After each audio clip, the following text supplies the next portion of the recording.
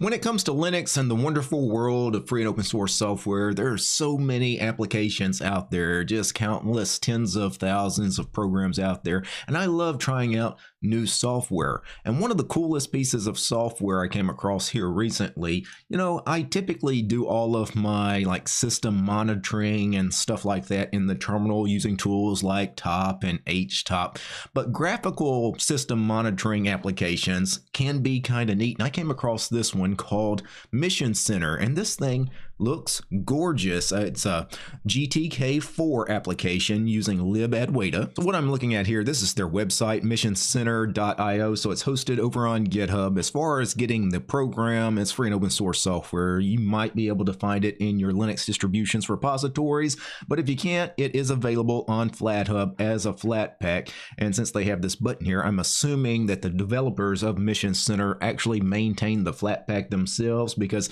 if that's their official package, that's the one I'm going to install. I've already got Mission Center installed on my machine. I went ahead and installed the Flatpak. So let me show you Mission Center in action. Let's go ahead and launch it.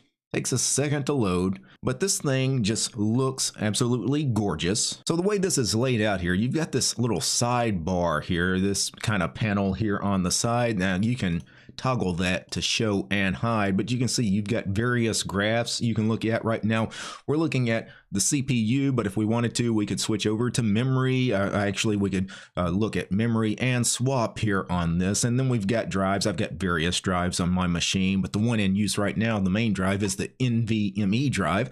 We could take a look at that. Of course, we could take a look at my GPU, my Radeon 7 GPU here. What's really interesting, assuming that your machine reports this kind of stuff accurately to this particular application, is you've got fan speeds, right? So this is something I know a lot of people will want to use. If I go back to the CPU, one interesting thing is there is some customization to these graphs. If I right click, I can actually change graph to, instead of overall utilization, so basically all of my processor as one graph, I could do logical processors. So let's divide this up, because I have a 12-core processor, 12 cores, 24 threads. Let's take a look at these 24 graphs here, right? That's kind of neat as well. So visually looking at graphs for your CPU, memory, fan speed, that's kind of cool. But what a lot of people will use this for is as a system process monitor, and particularly what you'd probably use it for is a system process killer, right? Because that's typically like in the terminal when I fire up HTOP.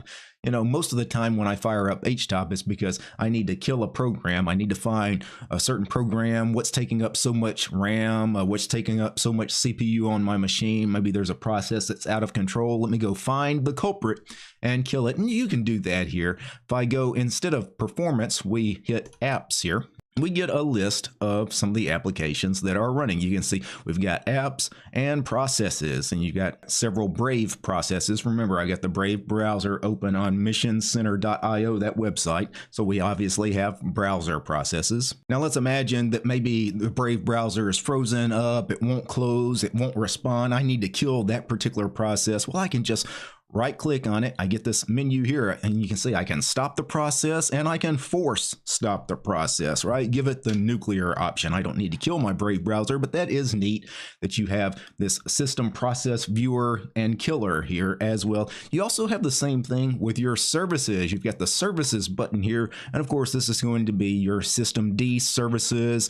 And what's cool here is you can start and stop services. You can also restart services that are already running. And of course, you can get details as well. And you see right now I have 42 running services, and we've got our little menu here. If I click on this, you can see I can also do the start, stop, restart, and details over here on an individual process, or I could choose to use the buttons here at the top. You can also search. For example, if I needed to search for a process ID or a name, I could do that. Also, we have our preferences settings here. Now, there's not a lot of preference stuff here, but there's a few things you can adjust. For example, for the graphs, if you want to update how fast certain things update the graphs, you can change the speed. You can also change the graphs as far as, instead of a jagged line graph, you can do a smooth graph just by toggling that on. If I go back to a graph, so let me get out of the search here, go to performance. These are the graphs.